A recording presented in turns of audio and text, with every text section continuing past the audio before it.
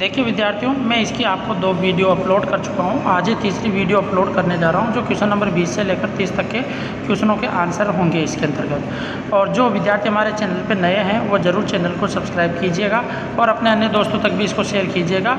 और हमें आपके सपोर्ट की आवश्यकता है। आप जितना शेयर करोगे उतना अपने को खुशी होती है। और कमेंट जरूर कीजिए, लाइक ज़रूर कीजिए। अब चर्चा करते हैं अपने क्वेश्चन नंबर 20 के बारे में कि क्वेश्चन नंबर 20 क्या कह रहा है कि पर्यावरणीय समस्याओं के लिए उत्तरदायी कारकों को संक्षिप्त में बताइए। तो पर्यावरण समस्याओं के लिए महत्वपूर्ण जो कारक है वह है मानव द्वारा अपने भौतिक सुख की प्राप्ति के लिए किए गए औद्योगिक एवं तकनीकी विकास भी इसका एक महत्वपूर्ण उत्तरदायी कारक है। दूसरा है विश्व जनसंख्या में तीव्र वृद्धि तथा उसमें नगर तथा महानगरों की तेज़ी से विस्तार होना, ये भी महत्वपूर्ण कारक है। तीसरा है पिछले 50 वर्षों में विश्व के विकसित देशों द्वारा प्राकृतिक संसाधनों का तेज़ी से किया गया विदोहन भी इसका महत्वपूर्ण कारण है। और चौथा है मानव की भोगवादी एवं प्राकृतिक के शोषण के कारण से भी इस प्रकार से पर्यावरणीय समस्याओं में महत्वपूर्ण जिम्मेदारियां हैं, जो उसके कारण से ये बढ़ोतरी हुई है। अब क्वेश्चन नंबर 21 है वायु प्रदूषण को परिभाषित करते हुए इसके स्रोतों को स्पष्ट कीजिए। तो वायु प्रदूषण के महत्वपूर्ण जो स्रोत है वो हमारे पास में 2 प्रकार के होते हैं। पहले बात तो अपने ये समझते हैं कि वायु प्रदूषण की परिभाषा है क्या। तो वायु प्रदूषण का मतलब यही है कि वायु के अंदर जो अपशिष्ट पदार्थ मिल जाएँ, अवांछित पदार्थ मिल जाएँ, जो वायु की गुणवत्ता को कम कर दे, जिसे वायु प्रदूषण कहते हैं। अब इनके जो 2 स्रोत है वो है एक तो प्राकृतिक है और एक अप्राकृतिक है। अब प्राकृतिक जो स्रोत है उसके अंतर्गत देखिएगा कौन कौन से हैं।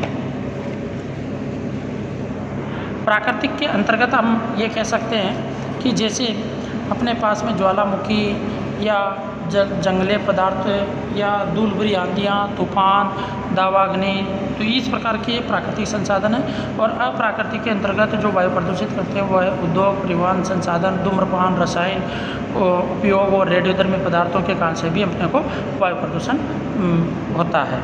अब देखिएगा इसके बाद में क्वेश्चन नंबर 22 है मृदा प्रदूषण किससे कहते हैं। मृदा का मतलब होता है मिट्टी, अर्थात मिट्टी का प्रदूषण किस प्रकार से होता है। तो हम सबसे पहले इसकी परिभाषा की चर्चा करें तो भी मिट्टी की जो गुणवत्ता है अगर वो कम हो जाती है, उसकी गुणवत्ता में कमी आती है, तो इसका मतलब वो मिट्टी प्रदूषित हो चुकी है। अब ये गुणवत्ता में कमी इस कारण से आती है क्योंकि उसमें उपजाऊ शक्ति को कम करने के लिए हम अजैविक पदार्थ होते हैं उनको दवाइयों, रासायनिकों के माध्यम से उसमें छिड़क कर उसकी उर्वरक क्षमता को कम कर देते हैं, जिसके कारण से धीरे धीरे वह मृदा प्रदूषित हो जाती है। अब इसके उत्तरदायी जो महत्वपूर्ण कारक है वह है रासायनिक उर्वरकों का अत्यधिक प्रयोग करना, जिसके कारण से मिट्टी की उर्वरक क्षमता कम हो जाती है। दूसरा है औद्योगिक इकाइयों से निकलने वाला अपशिष्ट जल या अपशिष्ट पदार्थ, नगरों व महानगरों से निकलने वाला कूड़ा कचरा, सिविल लाइनों से निकलने वाला अवाहित मल और शाकनाशी व कीटनाशक का अधिक प्रयोग करने के कारण मिट्टी प्रदूषित हो जाती है, अर्थात मृदा प्रदूषित हो जाती है। अब क्वेश्चन नंबर 23वां है वेरी मोस्ट इम्पोर्टेंट, इसका अम्लीय वर्षा से आपका क्या अभिप्राय है और कौन सी गैस इसके लिए उत्तरदायी है, और कोई 2 कारण भी लिखिएगा।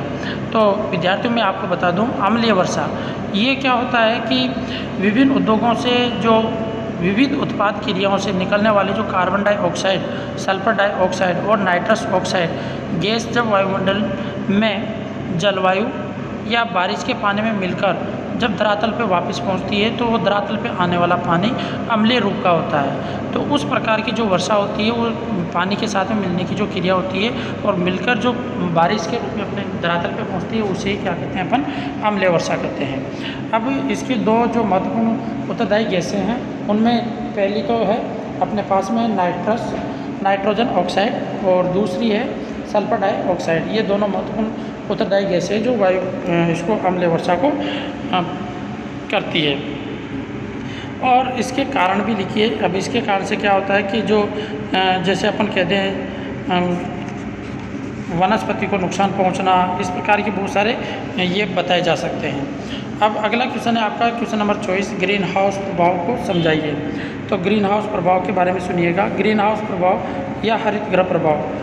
ग्रीन हाउस प्रभाव के निम्नलिखित मुख्य कारण हैं, जिनमें से पहला है उद्योगों में कोयले तथा पेट्रोलियम का बढ़ता उपयोग, वनों का विनाश किए जाने से वायुमंडल में कार्बन डाइऑक्साइड की मात्रा में हो रही वृद्धि, लकड़ी, कोयला आदि जीवाश्म ईंधन के दहन से वायुमंडल में कार्बन डाइऑक्साइड की बढ़ती मात्रा, रेफ्रिजरेटर तथा एयर कंडीशनर के प्रयोग से वायुमंडल में क्लोरोफ्लोरोकार्बन CFC की बढ़ती मात्रा भी इसके लिए महत्वपूर्ण जिम्मेदार है ग्रीन हाउस प्रभाव के लिए। अब क्वेश्चन नंबर आपका आता है 25वां। इसको देखिएगा क्वेश्चन नंबर 25 को।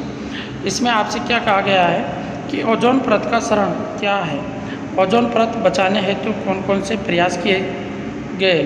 तो देखिएगा ओजोन परत का क्षरण जो समताप मंडल है, ये समताप मंडल में ओजोन परत होती है जो 15 से 35 किलोमीटर की ऊंचाई पर स्थित होती है, जिसमें ओजोन गैस मिलती है। ओजोन परत सूर्य के प्रकाश की उच्च ऊर्जा युक्त जो पराबैंगनी किरणें आती है उनको धरातल तक न पहुंचने देती है और वापस वहीं से रिफ्लेक्शन कर देती है, अर्थात वह अपने मानव जाति के लिए हानिकारक किरणें होती है, तो उनको सोख लेती है, पराबैंगनी किरणों को सोख लेती है। इस प्रकार ओजोन परत को पृथ्वी का सुरक्षा कवच भी कहा जाता है, अर्थात पृथ्वी पर जो पराबैंगनी किरणें हैं उनको नहीं पहुंचने देती है, इसलिए इसको सुरक्षित पृथ्वी का क्या कहते हैं अपन, सुरक्षा कवच कहते हैं। ओजोन परत का जो क्षरण देखा गया है सबसे पहले ये मान के चलो कि जो अंटार्कटिका महाद्वीप है और ऑस्ट्रेलिया है, न्यूजीलैंड है, इन देशों के ऊपर छोटे छोटे छिद्र देखे गए हैं जो बढ़ते समय में साथ में उत्तरी ध्रुव पर बसंत ऋतु में इस प्रकार के छिद्र ओजोन परत में दिखाई देने लगते हैं, ये अपन कह सकते हैं। इसके बाद में देखिएगा इसे बचाने हेतु अपने ने कौन कौन से क्या प्रयास किए हैं। तो प्रयासों के बारे में भी मैं आपको बता दूं कि ओजोन परत को बचाने हेतु निम्न प्रयास किए गए हैं। 2 मार्च 1990 को लंदन में ओजोन परत सुरक्षा नामक एक संगोष्ठी का आयोजन किया गया था सर्वप्रथम। दूसरा महत्वपूर्ण बिंदु है विश्व में मॉन्ट्रियल प्रोटोकॉल को अपनाया गया था, अर्थात ऐसा प्रोटोकॉल बनाया गया था जिसमें भाई प्रदूषित गैसें इनको नियंत्रित मात्रा में रखा जाए और CFC व हैलोजन के उत्पादन पर अन्य ओजोन गैसों पर रोक लगा दी गई थी। कनकॉर्ड वायुयानों के प्रयोग का प्रतिबंध लगाया गया और प्रतिवर्ष 16 सितंबर को अंतर्राष्ट्रीय ओजोन परत सुरक्षा दिवस के रूप में राज्य स्तर पर मनाया जाता है। अब क्वेश्चन नंबर 26 की अपन बात करते हैं। विश्व पर्यावरण संरक्षण की रक्षा हेतु प्रसिद्ध 4 सम्मेलनों के बारे में चर्चा कीजिए।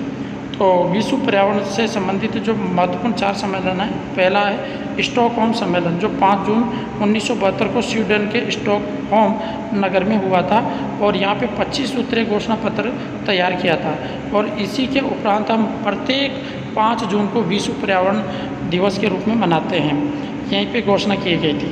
इसके बाद में दूसरा है विश्व जलवायु सम्मेलन जो 1979 के अंतर्गत हुआ था, 79 के अंतर्गत, जिसका महत्वपूर्ण स्थान है स्विट्ज़रलैंड के जिनेवा नगर में इसको आयोजित किया गया था और जलवायु के प्रति इसकी यहाँ पर यह बैठक बुलाई गई थी। तीसरा हुआ था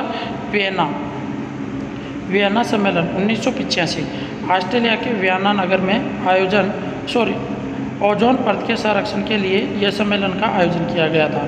और चौथा महत्वपूर्ण है मॉन्ट्रियल समझौता जो संयुक्त राष्ट्र पर्यावरण कार्यक्रम के तत्वावधान में सन 1987 में विश्व के 33 देशों के एक समझौते पर कनाडा के मॉन्ट्रियल नगर में हस्ताक्षर किए, जिसके अंतर्गत ओजोन परत के क्षरण को रोकने के लिए क्लोरोफ्लोरोकार्बन सहित अन्य ओजोन हानिकारक गैसों का उत्सर्जन भारी कटौती करना सहमति बनी थी। और 5वां महत्वपूर्ण था जो था टोरंटो वर्ल्ड कॉन्फ्रेंस जो जून 1988 के अंतर्गत ये सम्मेलन किया गया था। तो ये महत्वपूर्ण सम्मेलन थे जो विश्व पर्यावरण संरक्षण सुरक्षा के लिए किए गए थे। अब क्वेश्चन नंबर 27 के बारे में चर्चा करते हैं। क्वेश्चन नंबर 27 में आपसे कहा गया है विद्यार्थियों कि जनसंख्या वितरण घनत्व में अंतर स्पष्ट कीजिए। भारत में जनसंख्या को प्रभावित करने वाले कारकों को भी लिखिएगा। तो अपन ये कह सकते हैं कि जनसंख्या वितरण एवं घनत्व का जो महत्वपूर्ण अंतर है वो जनसंख्या वितरण उस तरीके से प्रदर्शित किया जाता है जिसके अंतर्गत मानव किसी दिए गए क्षेत्र या स्थल में वितरित होता है, अतः जनसंख्या वितरण का संबंध स्थल से होता है, जबकि जनसंख्या घनत्व किसी दिए क्षेत्र या स्थल में प्रति वर्ग किलोमीटर क्षेत्रफल पर निवासित व्यक्तियों की संख्या को प्रदर्शित करता है। तो ये आपको ध्यान देना है दोनों पे अंतर के रूप में।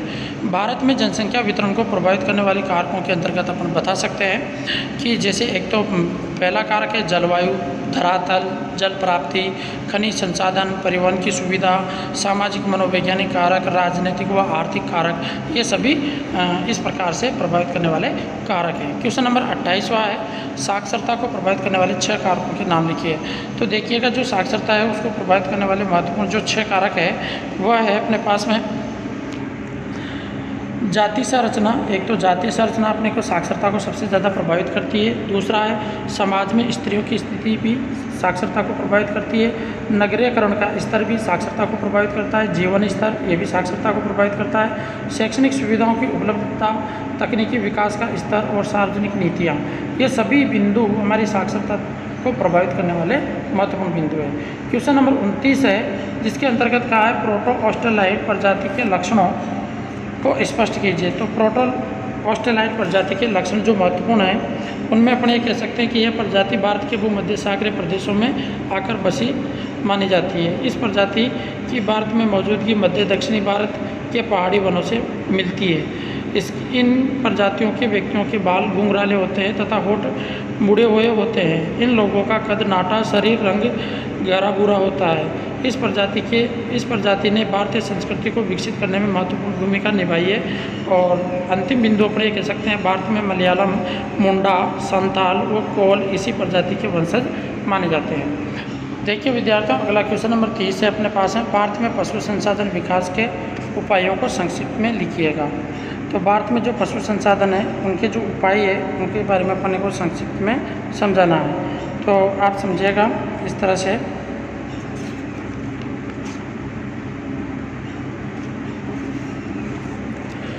जैसे कि अपन ये कह सकते हैं कि पशुओं के लिए पौष्टिक व पोषण आहार प्रदान करने के लिए उत्तम चारागाह विकास करना पहला बिंदु।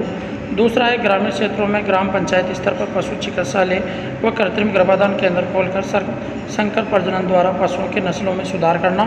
और तीसरा है पशुओं को बीमारियों से बचाने के लिए टीके व दवाइयों की उपलब्धता सुनिश्चित करना। और चौथा है वैज्ञानिक ढंग से पशुपालन के तरीकों का ग्रामीण स्तरों में प्रचार प्रसार करना।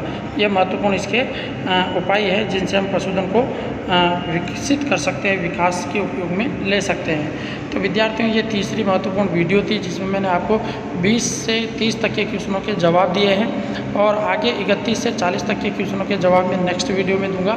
तब तक आप हमारे चैनल पर बने रहेगा और अपने अन्य दोस्तों तक इस वीडियो को ज़रूर शेयर कीजिएगा। बहुत बहुत धन्यवाद आप सभी का।